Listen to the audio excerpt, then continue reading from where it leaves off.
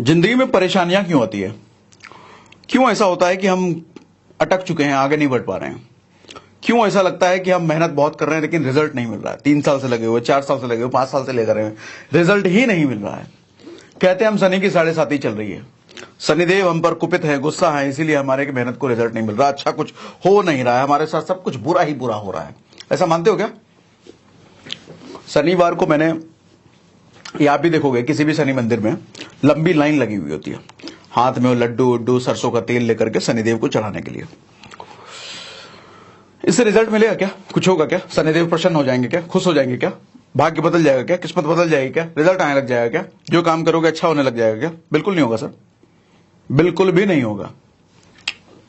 ऐसा नहीं है शनिदेव को मैं नहीं मानता, मैं तो बहुत मानता हूं, और सिर्फ मानता नहीं हूं, जानता भी हूं कि शनिदेव हैं कौन, शनिदेव की प्रवृत्ति क्या है, शनिदेव काम कैसे करते हैं, कब शनिदेव हम पर गुस्सा होते हैं और कब शनिदेव हम पर आशीर्वाद बरसाते हैं।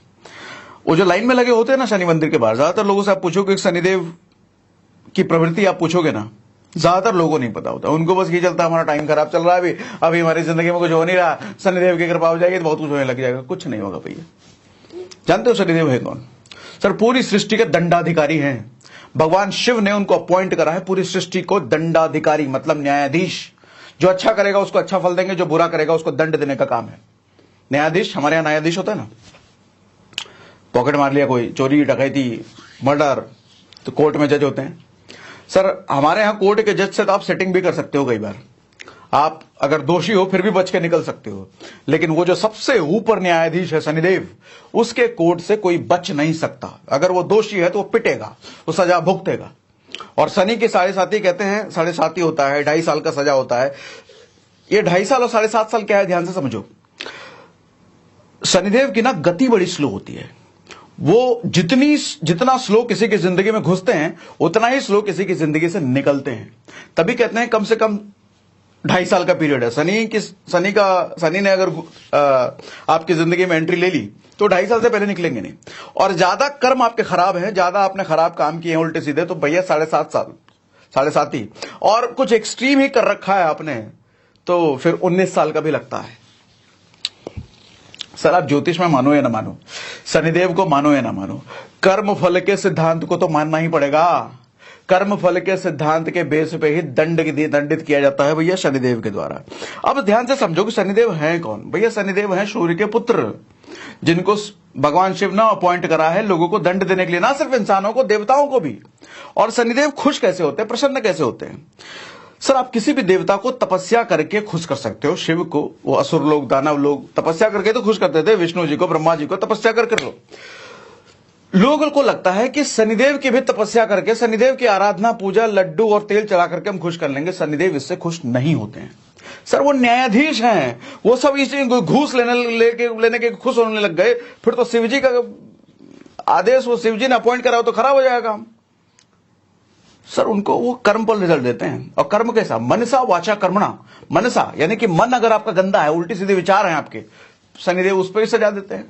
वाचा गंदी बोली है, उस पर भी मिलेगा। और कर्मणा अगर कर्म मतलब कर्म, कर्मणा मतलब कर्म अगर गंदा है, खराब है, उल्टे सीधे काम है, फिर तो मिलेगा ही मिलेगा। सर क्या चीज आपको छोड़नी है, क्या चीज आपको करना है? समाज हित में काम करना पड़ेगा सर, लोगों के हित के लिए काम करना पड़ेगा। एक चीज समझो कि धरती पर जब जब भगवान ने जन्म लिया है उसका कारण क्या रहा है? भगवान कृष्ण क्यों आए? क्योंकि कंस ने लोगों को परेशान कर रखा था। भगवान राम क्यों आए? रावण ने लोगों को परेशान कर रखा था। वो नरसिंह क्यों आए? क्योंकि हिरण्यकश्यप ने लोगों को परेशान कर रखा था। जब जब उनके बनाए हुए लोगों पर परेशानी आती है तो भगवान खुद आते हैं ना। इसी तरीके से शनिदेव को न्यायाधीश अपॉइंट करा है। सर आप लोगों के हित में अगर काम करते हैं तो शनिदेव खुश होते हैं। आप अगर दूसरों का भला करते हैं तो शनिदेव खुश होते हैं। घमंड छोड़ना पड़ेगा सर, मांस मछली छोड़ना पड़ेगा। क्यों छोड़ना पड़ेगा? मांस मछली के क्या होता है? हम जानवरों को मारते हैं, हत्या कर रहे हैं, किसी को रुला रहे हैं, गर्दन काट करके उनको खा जाते हैं। भैया आपके स्वाद के लिए किसी की जान चली जाती है। ये सब छोड़ना पड़ेगा सर। बुरी आदतों को छोड़ना पड़ेगा, आलस छोड़ना पड़ेगा, काम करना पड़ेगा, कर्मठ बनना पड़ेगा, मेहनती बनना पड़ेगा, तब जाके शनिदेव प्रसन्न होते हैं भैया। आप मंदिर ना भी जाएं, तेल ना भी चढ़ाएं तो चलता है, लेकिन शनिदेव कहते हैं तुम काम करने लग जाओ, समाज हित में काम करने लग जाओ, कर्मठ बन जाओ, आलसपन छोड़ दो, शनिदेव प्रसन्न है फिर। और इसमें सबसे बड़ी चीज ऑन प्रैक्टिकल ग्राउंड जो मुझे समझ में आता है सर, वो ये है कि अनुशासन, डिसिप्लिन। अगर किसी की जिंदगी में अनुशासन नहीं है, वो डिसिप्लिन्ड नहीं है, तो शनिदेव मुझे नहीं लगता उससे प्रसन्न हो सकते हैं। अच्छा, अनुशासन का मतलब सुबह 4 बजे उठना नहीं होता सर, 5 बजे उठना नहीं होता। मुझे पता है बहुत सारे वीडियोस, बहुत सारी चीजें आपने सुन रखी है। अनुशासन वही लोग होते हैं जो सुबह 4 बजे उठते। सर फालतू बात है ये। AR रहमान टॉप का म्यूजिक डायरेक्टर है ना, वो कभी सुबह नहीं उठते। उन्होंने खुद कहा है कि मेरी हाईएस्ट लेवल की प्रोडक्टिविटी रात को होती है, मैं सुबह उठ करके अपना काया काम खराब करूं, मैं सुबह नहीं उठता। वो रात को जगता है, वो लेट उठता है। सर दुनिया में से कई इंसान है, कई सक्सेसफुल इंसान है जो सुबह नहीं उठते लेकिन वो सक्सेसफुल हैं। अब इसका मतलब ये नहीं है कि मैं आपको एनकरेज कर रहा हूं सुबह ना उठो। सर सुबह उठ गए फिर तो प्लस प्लस कर देगा आपकी पर्सनैलिटी को, लेकिन अगर नहीं भी उठ पा रहे हो इसका मतलब ये नहीं है कि आप कामयाब नहीं हो सकते। सर अनुशासन का मतलब सुबह उठना नहीं होता। अनुशासन का मतलब होता है जो काम जिस समय पर आपने तय किया है हर रोज उसी समय पर करना। जैसे 9 बजे उठने की अगर आदत है तो हर रोज 9 बजे उठते हो आप। 12 बजे उठने की आदत है तो हर रोज 12 बजे ही उठते हो आप। ऐसा नहीं कभी 9 बजे, कभी 12 बजे, कभी सुबह 4 बजे, कभी 4 बजे, फिर तो हरामखोरी है। फिर वो हरामखोरी है, फिर उससे कुछ ना होने वाला। और अनुशासन जिंदगी में लाने के लिए मैं कहता हूं सर फोकस का होना जरूरी है। आपको पता होना चाहिए कि आपकी जिंदगी में क्या चीजें प्रायोरिटी है, क्या चीजें टॉप पे प्रायोरिटी है। मतलब बहुत सारे लोग आपको मिलते हैं ना, हमारी जिंदगी में ये भी प्रायोरिटी है, वो भी प्रायोरिटी, वो भी। सर 2-3 से ज्यादा अगर आपकी जिंदगी में प्रायोरिटी है मतलब आप कंफ्यूज हो, आप कंफ्यूज हो पूरी तरीके से। फोकस चाहिए सर, फोकस, अपने काम अपने प्रायोरिटी के लिए फोकस। और फोकस अगर बढ़ाना चाहते हो तो मैं एक ऑडियो बुक आपको रिकमेंड करता हूं, free to focus. Ultimate audio book है, अल्टीमेट। आप सीखोगे इसमें खुद को एक्टिवेट कैसे करते हैं, खुद को फोकस जोन में कैसे लाते हैं, फोकस जोन होता क्या है, आप इस ऑडियो बुक में सुनते हो। इस ऑडियो बुक को 4.5 लाख से ज्यादा लोगों ने सुना है कुकू FM पर। कुकू FM क्या है? कुकू FM इंडिया का लीडिंग ऑडियो शो प्लेटफॉर्म है जहां पर 2.5 मिलियन से ज्यादा पेड सब्सक्राइबर हैं और 4200 घंटे से ज्यादा कंटेंट यहां पर हर महीने ऐड हो रहा है। कुकू FM ना सिर्फ पहले से बड़ा और बेहतर हो चुका है बल्कि आपके लिए फैमिली प्लान भी लेकर के आया है। इस प्लान में आपको मिलता है 55% डिस्काउंट पहले महीने के मंथली सब्सक्रिप्शन पर। इस फैमिली प्लान ऑफर का सबसे खास बात यह है कि 199 की जगह सिर्फ 89 पे करके ही आपके परिवार के 4 सदस्यों को कुकू FM का एक्सेस मिल जाता है। यानी कि 25 रुपए से भी कम में अब परिवार का हर मेंबर कुकू FM के 10,000 से ज्यादा ऑडियो लाइब्रेरी का फायदा उठा पाएगा। इस फैमिली प्लान ऑफर में कुछ एक्सक्लूसिव फीचर्स भी आपको मिल जाते हैं, जैसे ड्राइविंग मोड फीचर। आप ड्राइव करते हुए ऐप स्विच कर सकते हो, पॉज कर सकते हो, नेक्स्ट, प्रीवियस कर सकते हो। साथ ही मिलेगा सेविंग नोट फीचर, बिना डायरी और पेन के भी आप अपने नोट सेव कर सकते हो। और मेरे जैसा इंसान जो कि रात को कुकू FM सुनते सुनते ही सो जाता है, ऐसे लोगों को स्लीप टाइमर का भी फीचर मिलता है। ऑफर अवेल करने के लिए कूपन कोड SRS55 जरूर यूज कर लेना। ऐप डाउनलोड करने का लिंक हमने डिस्क्रिप्शन और कमेंट बॉक्स में पिन कर रखा है। कुकू FM सुनना ना सिर्फ आपको कम समय में ज्यादा नॉलेज लेने में हेल्प करता है बल्कि आपके और आपके परिवार के बच्चों में आज के टाइम में जो मोबाइल फोन का स्क्रीन स्क्रॉलिंग टाइम का हैबिट पड़ता जा रहा है उससे बचने में भी हेल्प करता है। और आपके पेरेंट्स जो कि आई साइट के प्रॉब्लम की वजह से पढ़ नहीं पाते, कुकू FM उनका एक अच्छा साथी बन सकता है। नाउ अब बैक टू द टॉपिक, अनुशासन की हम बात कर रहे थे। और अनुशासन के लिए जैसा हमने बात करा फोकस, और फोकस के साथ साथ एक और एसोसिएटेड वर्ड है भैया, अभ्यास, यानी कि प्रैक्टिस। प्रैक्टिस से रिलेटेड एक स्टोरी सुनाता हूं आपको। भगवान शिव और मां सती की जब शादी हुई थी ना, भगवान शिव की पहली शादी मां सती से हुई थी। तो सती जब पहली बार कैलाश पर आई, हिमालय पर, भगवान शिव वहीं रहते थे और सती धरती पर रहती थी। तो शादी होने के बाद पहली बार जब कैलाश पर आई तो ठंड बहुत लग रही थी, उनको ठिठुर रही थी बिल्कुल। तो नंदी ने देखा, ये नंदी को फिर तकलीफ होने लग गई। उन्होंने शिवजी को बोला, प्रभु ये माता तो ठिठुर रही हैं, कुछ कीजिए। माता का कोमल शरीर है, पहली बार बर्फ के बीच आई हैं, तो कहीं तबीयत खराब ना हो जाए। तो शिवजी जो क्या बोलते हैं ध्यान से सुनिए। शिवजी कहते हैं कि देखो नंदी, सती को अगर यहां रहना है तो उसके शरीर को यहां के वातावरण का अभ्यस्त होना पड़ेगा। अभ्यस्त वर्ड मतलब अभ्यास करते रहना पड़ेगा उसके शरीर को, इस वातावरण को अडॉप्ट करने के लिए। वो कहते हैं कि शरीर की शक्ति कुछ होती ही नहीं है, शरीर में कोई पावर होती ही नहीं है। सारा पावर, सारा शक्ति मन का होता है। मन की शक्ति से इंसान अपने शरीर को जैसा चाहे वैसा बना सकता है। सर, ये शिव पुराण में बातें लिखी गई है, आप पढ़ सकते हो। ये शिव जी कह रहे हैं कि मन की शक्ति से शरीर जैसा चाहे इंसान वैसा बना सकता है। तो सती को अगर यहां पे रहना है तो इसका अभ्यास करना पड़ेगा, यहां रहने का। धीरे धीरे अभ्यस्त हो जाएगी तो उसकी बॉडी भी अनुकूल हो जाएगी। इंसान वही बन जाता है जिसका वो अभ्यास करता है। इसका मतलब ये समझ में आता है। और मैं तो कहता हूं, आज अगर अभ्यास नहीं करोगे ना सर, अपनी इच्छा शक्ति पर कंट्रोल कर, काबू कर आज अभ्यास नहीं करोगे तो कल मजबूरी में करना पड़ेगा। अभी कुछ दिनों पहले मैं गोवा जा रहा था, तो सुबह 3:30 बजे के आसपास मैं निकल रहा था। तो नीचे जो सिक्योरिटी गार्ड होते हैं उनसे जरा मैं बात करने लग गया। कैब आने में देर हुई थी कि भैया आप रोज सुबह सुबह इतनी जल्दी उठ जाते हो? तो भैया बहुत बढ़िया हैबिट है आपकी। तो कहता अरे नहीं सर, कहाँ काहेगा हैबिट, ये तो आदत तो अब पड़ी है। शुरुआत से काश ये हैबिट आदत पड़ गई होती तो हमारी जिंदगी संवर जाती। बाबूजी कितना बोलते थे कि सुबह 4 बजे उठो, 4 बजे उठो, हम उठवे नहीं करते थे।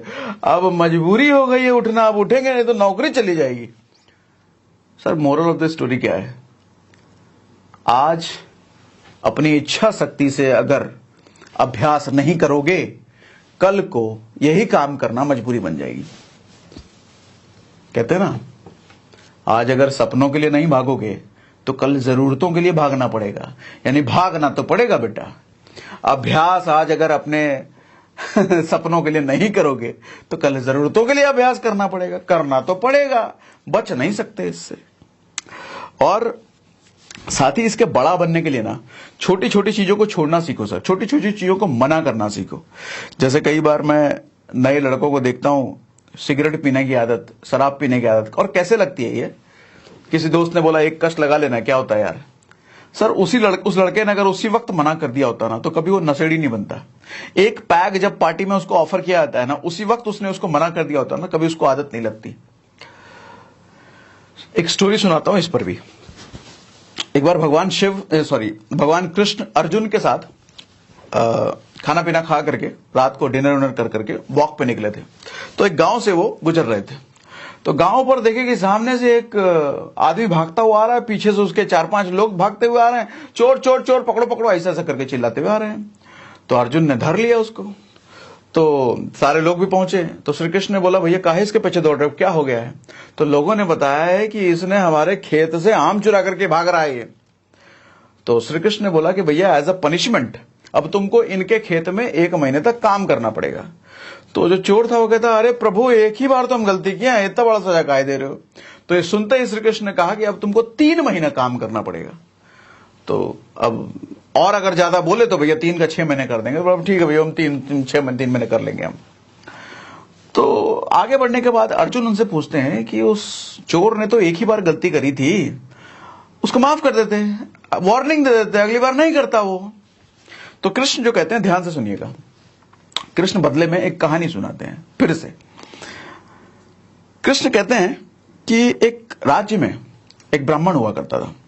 उस ब्राह्मण ने एक बार दान लेने के लिए, ब्राह्मण तो दान लेकर के अपना घर बार चलाते थे, दान लेने के लिए राजा के महल में जा रहा था वो। तो राजा के महल में घुसने के लिए 4 दरवाजे थे।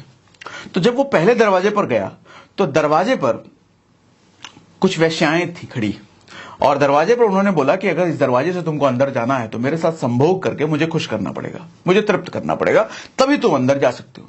तो ब्राह्मण बोला, हाय तो भाई कैसी बात कर रही है, नहीं इतना बड़ा पाप हम ये सब नहीं कर सकते। तो ब्राह्मण चला गया दूसरे दरवाजे की तरफ। तो दूसरे दरवाजे पर जैसे गया तो वहां देखा कि कुछ लोग शराब आपको पैक लेकर के बैठे हैं। वो लोग कहे कि अगर तुमको अंदर जाना तो हमारे साथ शराब पीना पड़ेगा, ये तब अंदर जाओगे। ब्राह्मण के नहीं ये सब नहीं। तो ब्राह्मण तीसरे दरवाजे की तरफ चला गया। तीसरे दरवाजे पर देखा कि वहां पर कुछ लोग मांस मछली एकदम लेग पीस दबा रहे हैं।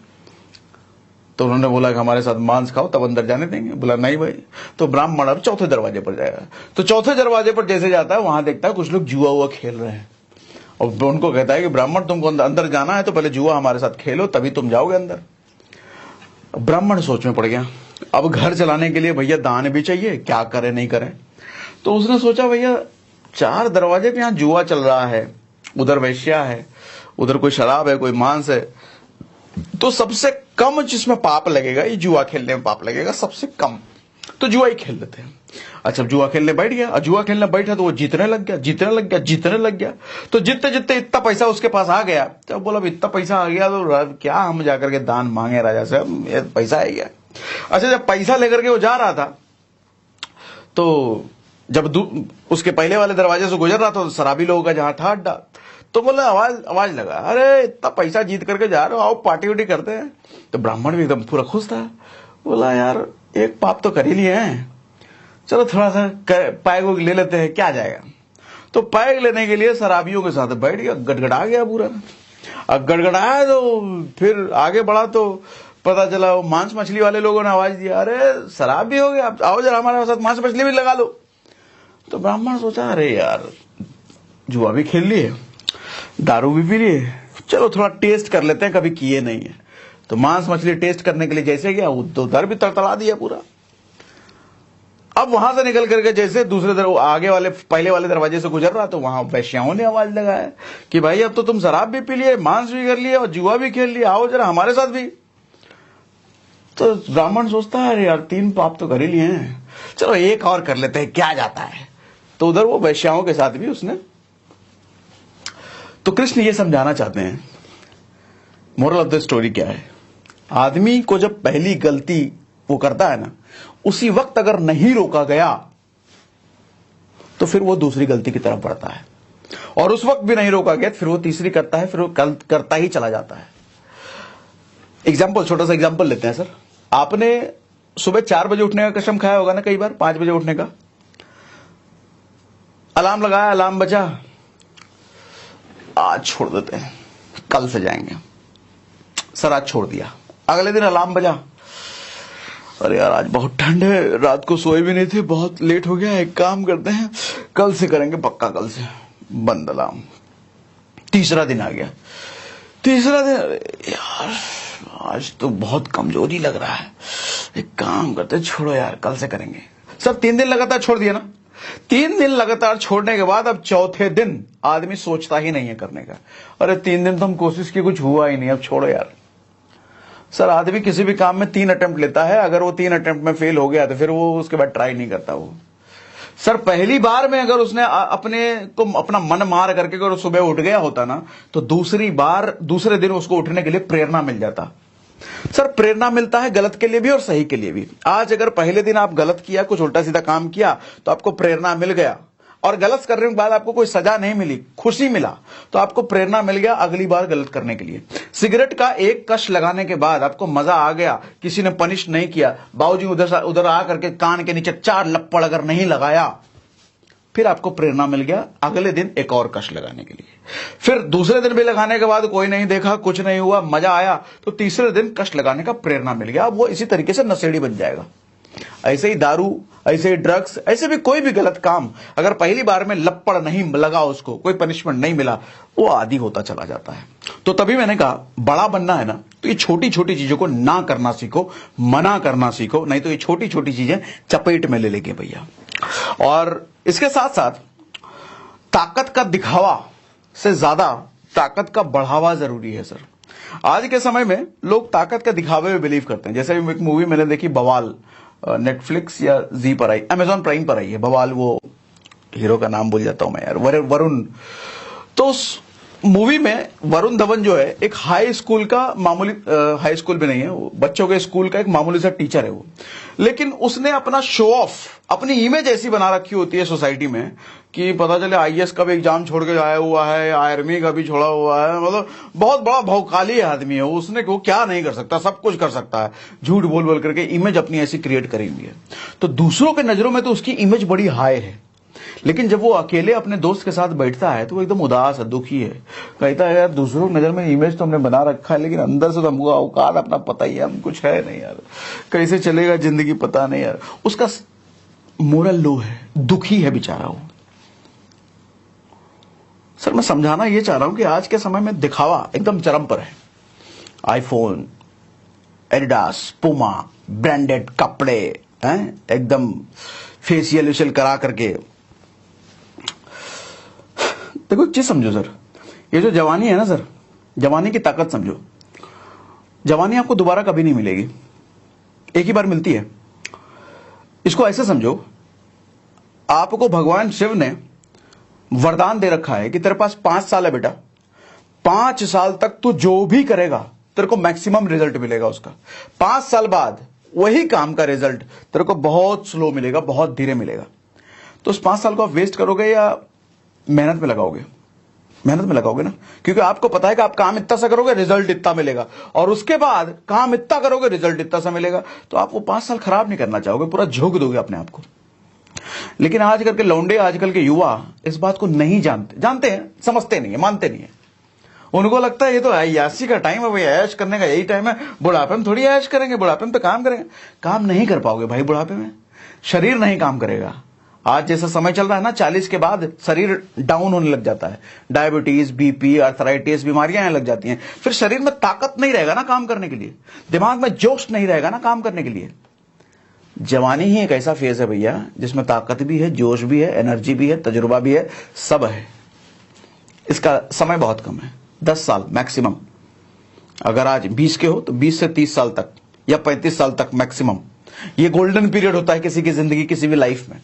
अगर इसमें हाईएस्ट अपना दे दिए प्रोडक्टिविटी में, काम करने में, मेहनत में, जिंदगी निखर जाती है। लेकिन इसी फेज में कुछ लोग हरामखोरी में लग गए, जिंदगी बर्बाद है उसके। बुढ़ापे में काम होता ही नहीं सर, नहीं कर सकते। बुढ़ापा तो भोग के लिए है, बैठ के रेस्ट करने के लिए है। लेकिन रेस्ट वही कर पाएगा जिसने जवानी में मेहनत करी है। जवानी में मेहनत कर दी तो आता रहेगा ना बुढ़ापे में, लेकिन जवानी में जिसने हरामखोरी करी उसको बुढ़ापे में मेहनत करना पड़ेगा। देखा होगा ना, कहीं 55 साल 60 साल में आदमी मेहनत करता रहता, काम करता रहता, क्यों? जवानी में उसने हरामखोरी करी है। बुढ़ापे में मेहनत करना तय है अगर जवानी में हरामखोरी करोगे। जवानी में मेहनत कर ली, फिर बुढ़ापा अय्यासी में बीतेगा सर, आराम करके बीतेगा। और समाज में ना सर नजरअंदाज करना सीखो। हर किसी को जवाब देने की जरूरत नहीं होती है। बाज पर हमला करने वाला इकलौता एक पक्षी है कौवा, जो कि बाज के कंधे पर बैठ करके उसको चोंच मारता है। बाज कभी उसको जवाब नहीं देता। बाज क्या करता है, अपनी उड़ान को हवा में इतना ऊपर लेके चला जाता है, इतना ऊंचा लेके चला जाता है कि ऑक्सीजन का स्तर वहां खत्म हो जाता है, और कौवा फड़फड़ा करके फिर उतर जाता है। और बाज उसको देखता है मुस्कुराता हुआ, यही थी तेरी औकात। आज लोग जवाब देने में व्यस्त हैं। किसी ने कुछ कह दिया, एकदम उखड़ गए, हमको कैसे कह दिया तुम। एक बात बताओ, अगर किसी रास्ते से गुजर रहे हो, बगल में नाला है और नाले की बदबू आ रही है, क्या करोगे? अरे हमको बदबू कैसे आ गया, ये नाले ने हमको बदबू दे दिया, हम तो आज साफ ही कर देंगे नाले को। ऐसा करते हो क्या? रुमाल लगा के आगे निकल जाते हो ना, इग्नोर करते हो ना। सर ऐसे ही लोग, किसी ने कुछ कह दिया, पीठ पीछे कुछ बोल दिया या सामने ही कुछ बोल दिया, जवाब देने के बजाय नाक बंद करके, कान बंद करके निकल लो आगे। सर समंदर में जो लोग बड़ी मछली पकड़ने जाते हैं ना, और जब वो जाला फेंकते हैं तो उनके जाले में बहुत सारी छोटी छोटी मछलियां आती हैं, तो उसी टाइम वो जाला खींच नहीं लेते, वो छोड़ देते हैं, उन छोटी मछलियों को जाने देते हैं, क्योंकि उनका लक्ष्य बड़ी मछली पकड़ना है।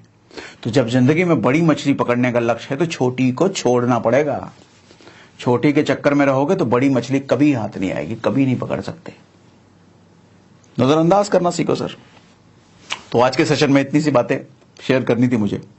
अगर आपको मेरी बातें समझ में आई तो कमेंट बॉक्स में लिख के बताइए समझ में आई। और कुकू एफएम के फैमिली प्लान ऑफर का फायदा उठाना है तो डिस्क्रिप्शन में और पिन कमेंट में डाउनलोड करने का लिंक है। मजा आया आज के सेशन में, बहुत कुछ सीखने को मिला, मेंटल लेवल को इंप्रूव करने के लिए कुछ टिप्स मिला, ट्रिक्स मिला। तो मुझे कमेंट बॉक्स में लिख के बताइए। आपके हर कमेंट्स में पढ़ता हूं मैं, भले रिप्लाई करने का कई बार समय नहीं मिलता, लेकिन पढ़ता मैं हर कमेंट हूं आपका।